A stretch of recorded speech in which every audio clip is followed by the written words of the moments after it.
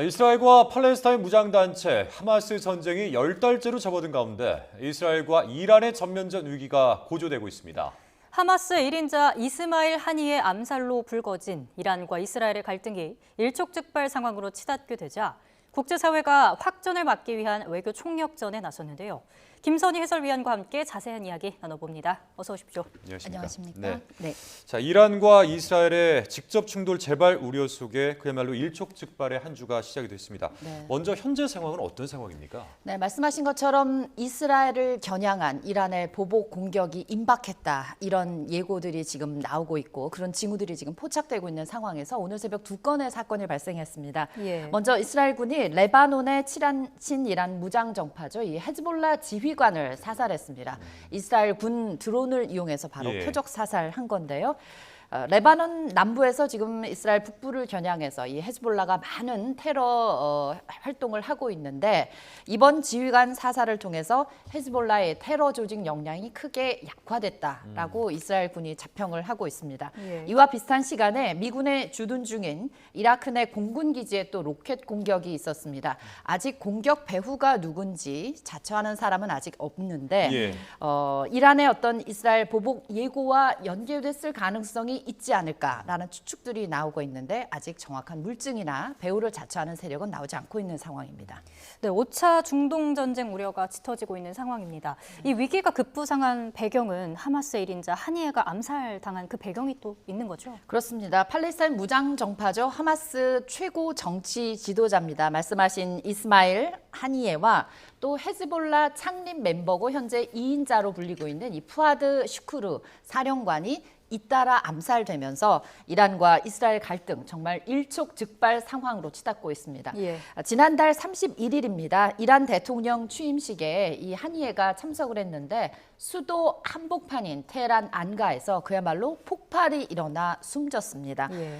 취임식 귀빈을 자국 영토에서 귀빈이 자국 영토에서 살해됐으니까 이란 입장에서는 어떻게 보면 정보 참패, 안보 참패, 정말 국제적인 망신을 제대로 당한 거죠. 예. 그래서 이란은 이 하니의 암살 배후로 이스라엘을 지목하면서 반드시 그에 맞는 보복을 하겠다라고 공언을 하고 있습니다.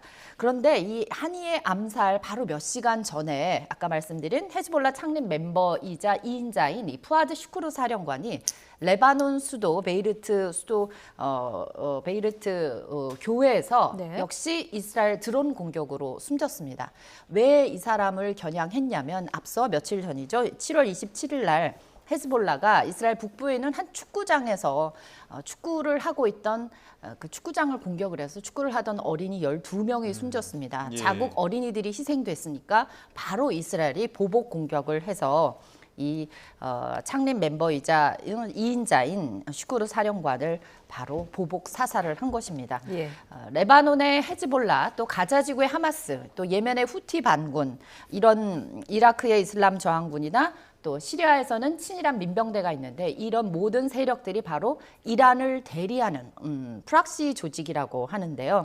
보통 이란이 이스라엘과 직접적으로 상대를 하지 않고 이런 대리 세력을 내어서 그동안 수십 년 동안 쌓아왔거든요. 예. 그런데 이번에 헤즈볼라 지도자인 슈크르에 이어서 하마스 수장인 하니까지 암살이 되면서 시아파 이슬람 마턱 역할을 맡아왔던 이란 입장에서는 결코 가만히 있을 수 없는 상황이 벌어진 겁니다. 아니 그러니까 이제 말씀해 주신 내용을 좀 정리를 해보면은 헤즈볼라 2인자를 제거하고 또 하마스 수장까지 그것도 이란 수도에서 한복판에서 암살을 한 건데 그러니까 한편으로는 왜 이렇게까지 한 것인지 그 자체에 대한 좀 궁금증이 있거든요. 왜냐하면 이란 입장에서는 가만히 있지 않을 것이다.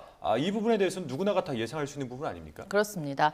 과연 왜 이런 일을 벌였을까 몇 가지 이제 예측들, 분석들이 나오고 있는데 그중에 가장 먼저 우리가 예상할 수 있는 것이 바로 네탄야후 이스라엘 총리의 어떤 정치 생명을 연장하기 위한 그런 술수가 아니었나라는 분석이 하나 있습니다. 10개월 지금 하마스가 작년 10월 7일이죠. 이스라엘 남부를 공격해가지고 그때 많은 민간인들이 희생되는 그런 기습 공격을 한 이후에 벌써 가자 전쟁이 10개월째 접어들었습니다. 그래서 민간인 희생이 지금 엄청나게 늘고 있고 여기에 대한 국제사회 비난 여론이 높아지면서 하마스와 빨리 휴전 협상을 매듭 지어라라는 압박까지도 있거든요. 이렇게 하마스와의 휴전 협상은 또 물론이고 지난달 말에 취임한 그 이란의 대통령이 개혁파 성향의 인물입니다. 그래서 이란이 미국과의 관계 개선을 위해서 이 개혁파 성향의 대통령이 노력을 하고 있거든요. 이런 이란과 미국의 관계 개선을 방해하고 이 하마스와의 휴전 협상을 결렬시키기 위한 그런 어떤 정치적 의도를 가지고 이런 일을 하지 않았을까라는 추측이 나오고 있는데요. 사실 휴전이 성사되면 하마스와의 기습 공격에서 제대로 대처하지 못하고 지금 10개월까지 끌었기 때문에 이 부분에 대한 정치적 책임을 아마 국민들이 물을 겁니다. 그리고 또 하나는 이와는 별개로 지금 네타냐후 총리 같은 경우는 여러 가지 개인 비리 혐의로 재판을 또 받고 있거든요. 그래서 이스라엘 내에서 국내 여론을 보면 70% 이상이 이제는 네타냐후가 사퇴해야 된다라는 여러 가지 정치적으로 입지가 계속 좁아지는 상황이기 때문에 네타냐후가 자신의 정치 생명을 연장하기 위해서 이런 꼼수를 부렸을 수도 있다라는 설득이 하나 나오고 있습니다. 네, 여러 목적과 의도에 대한 추측이 지금 나오고 있습니다. 네. 하마스 수장, 이 한이의 암살이 이스라엘 국민의 또 바람이었다. 이런 추측도 나오고 있거든요. 충분히 그럴 수 있는 게 이스라엘 정보국이 주도해서 초당적인 어떤 결단을 내려서 하마스 이 수장인 한이의 암살을 주도했을 것이다라는 이 분석이 더 설득력을 얻고 있는 상황입니다. 계속 말씀드리지만 지난해 10월 7일 이 하마스가 이스라엘 남부를 기습 공격을 하면서 민간인만 900명, 또 군인은 300명 또 살해가 됐고 240여 명이 납치가 됐습니다. 그중에 이제 일부는 돌아오기도 했지만 여전히 인질로 잡혀 있거든요. 그래서 이스라엘 그 사람들 입장에서는 자신의 인생이 10월 7일을 전후로 나뉜다고 말할 정도로 굉장히 충격적인 그런 사건입니다. 이에 대한 이스라엘의 보복 공습으로 물론 팔레스타인 주민들도 끔찍한 상황에 지금 놓여 있죠.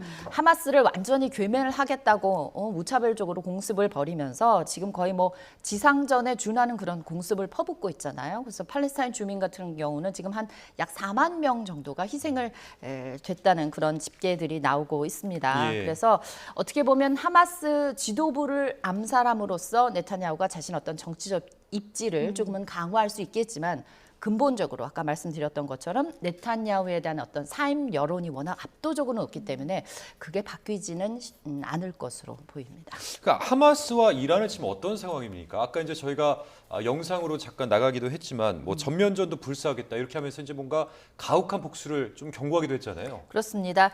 최근 취임한 이 마수드 페제시키안 이란 대통령이 테헤란을 방문한 세르게이 쇼이그 러시아 안보서기와 회담을 했는데요. 이 자리에서 이런 얘기를 했습니다. 이란은 결코 영내 전쟁과 위기 확대를 추구하지 않는다. 하지만 이스라엘이 한 짓이 있으니 그 저지른 범죄에 대해서는 불손함의 대가를 분명히 치르게 될 것이다. 다시 한번 보복하겠다는 의지를 분명히 한 것이죠. 이란 외무부 대변인 역시 우리는 중동 지역의 긴장 고조를 원치 않는다라는 얘기를 하면서 하지만 침략자는 반드시 벌해야 한다 하면서 보복 의사를 거듭 천명했습니다. 그러면서 국제사회가 중동 안전을 지키는 데 실패했다면서 미국이 자꾸 이스라엘을 도와주는 걸 중단해야 된다라고 요구를 하고 있습니다.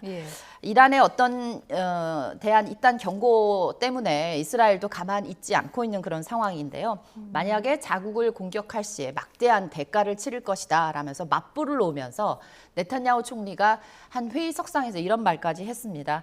만약에 억제 수단으로 이란을 선제 타격하는 방안까지도 논의할 수 있다. 이런 얘기까지 나온 상황입니다. 네, 맞대응을 하면서 전면전 가능성이 더 커지고 있습니다. 네. 양측이 참 브레이크 없는 대치를 이어가고 있다. 이렇게 볼 수 있을 것 같은데 이란의 보복 공격이 당장 임박했다. 이런 관측도 나오고 있죠. 네, 여러 매체들을 통해서 이제 언론들을 통해서 이제 나오고 있는데요. 먼저 미국 온라인 매체인 악시오스가 토니 블링컨 미국 국무장관이 G7 주요 7개국 외무장관들에게 이스라엘 공격이 이르면 24시간에서 48시간 안에 시작될 수 있다.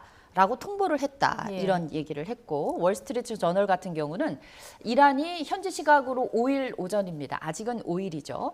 항공 당국과 조종사들에게 이 GPS와 항법 신호가 중단될 수 있다는 경고를 했다. 이런 얘기를 했다고 합니다.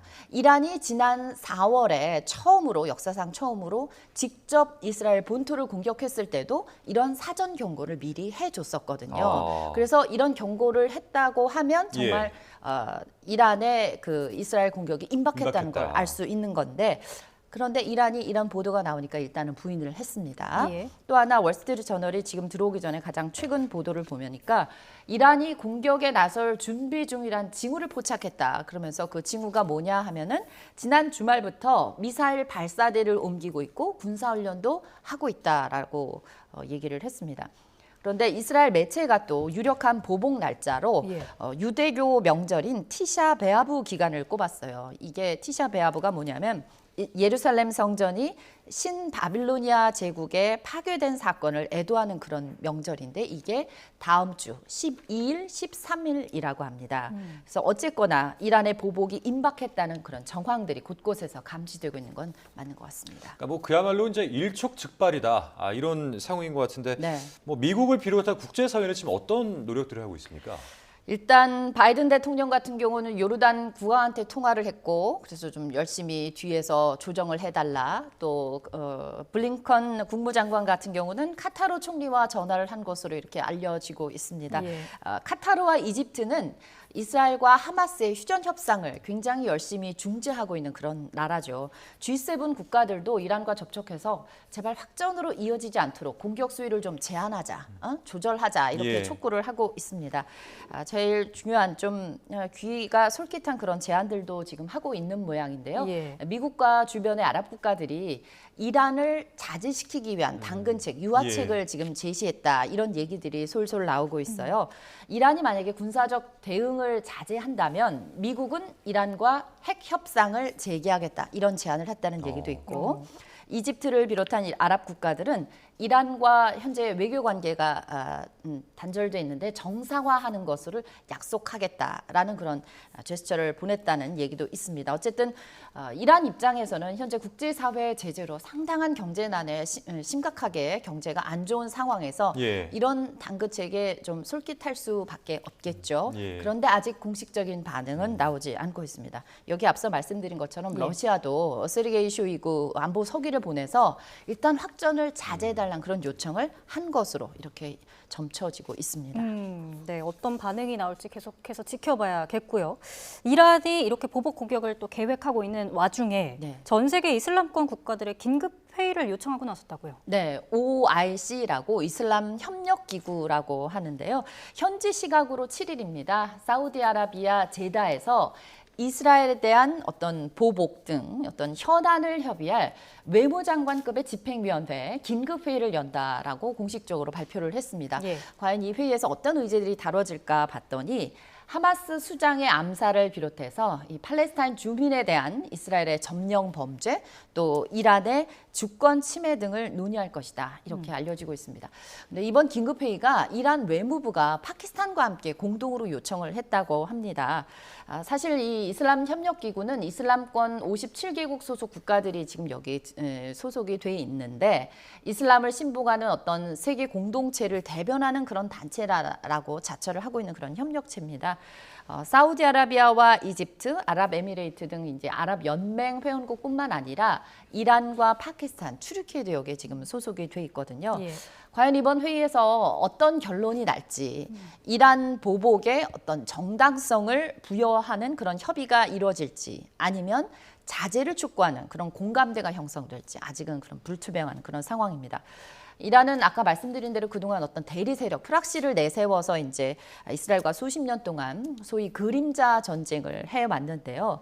만약에 이번에 이란이 지금 계속 공언한 대로 이스라엘을 공격한다면 그 대리 세력들이 합세를 할 가능성이 있고 그렇게 되면 이스라엘 같은 경우는 자신의 동맹국이라고 주장한 미국이 여기에 참전을 안 할 수가 없겠죠. 그럼 그야말로 중동은 화약고가 되는 확전되는 양상이 될 수밖에 없습니다.